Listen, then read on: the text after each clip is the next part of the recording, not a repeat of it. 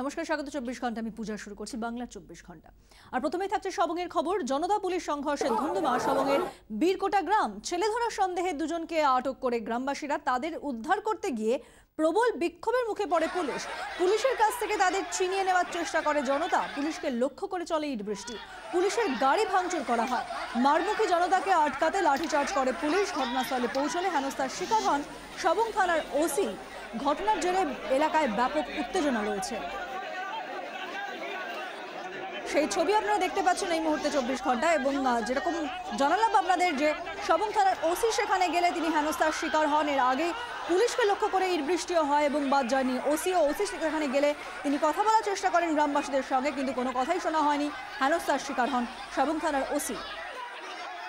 এই গোপী আমাদের প্রতিনিধি রয়েছেন টেলিফোন লাইনে। গোপী, এখন কি পরিস্থিতি? দেখো পূজা, আজ সকাল থেকে এলাকায় খুবই উত্তেজনা রয়েছে। এই যে ছেলে ধরার সন্দেহে যখন স্বামী স্ত্রীকে এলাকাবাসী ঘিরে একটা বাড়িতে বন্ধ করে রাখে, সে সময় সবং থানা ওসি এবং তার পুলিশ দলকে নিয়ে ঘটনাস্থলে যখন যায়, ওনাকে হেনস্থার শিকার হতে হয়। তারপরে ওই পরিস্থিতি নিয়ন্ত্রণে আনতে পুলিশ লাঠিচার্জ প্রথমে করে। তারই প্রতিবাদে কিন্তু এলাকাবাসী ইট বৃষ্টি করে। সেই ফলে পুলিশের 3 জন কর্মী আহত হয়। ওরা এখন সবং গ্রামীণ হসপিটালে চিকিৎসা দিন। পূজা, ধন্যবাদ।